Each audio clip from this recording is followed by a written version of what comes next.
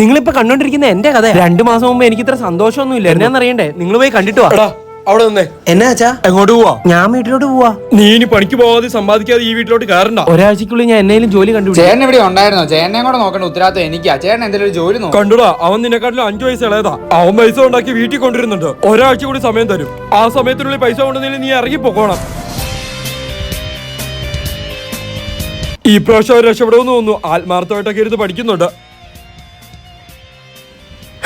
ഇതാരടാ? അച്ഛാ, അച്ഛനല്ലേ പറഞ്ഞു എനിക്കൊരു ജോലി ഇല്ലെന്ന്. എനിക്കൊരു ജോലി കിട്ടി. ഞാൻ ഇവിടെ കെട്ടിയോനായി. അപ്പൊ നിനക്ക് കേൾക്കും ഇനി ആര് ചെലവിന് തരും? എന്റെ കാര്യം ഇനി ആരും നോക്കണ്ടേ? ഇവൾക്ക് ജോലിയുണ്ട്. പിന്നെ മോനെ, നിന്നോട് പറയാനുള്ളത്, ജോലി ഇല്ലാത്ത എനിക്ക് പെണ്ണ് കിട്ടി. ഇനി നിനക്ക് പെണ്ണ് നോക്കണ്ടേ? അപ്പൊ നീ കുത്തിയിരുന്ന് പഠിച്ചോണ്ടിരുന്നൊക്കെ പിന്നെ അവൾ 9:30 ആകുമ്പോഴത്തേക്കും ബസ് സ്റ്റോപ്പിൽ വരും. പിന്നെ വൈകുന്നേരം 4:30 ആകുമ്പോൾ അവൾ കോളേജ് വിട്ടു വരും. അപ്പൊ ഈ സമയത്താണ് അവളെ കാണാൻ പറ്റുന്നത്. അപ്പൊ ഇതാണ് എന്റെ കഥ. ഇപ്പൊ എന്റെ ജോലി എന്ന് പറഞ്ഞാൽ സ്നേഹം മാത്രം കൊടുത്താൽ മതി. എല്ലാം ശുഭം.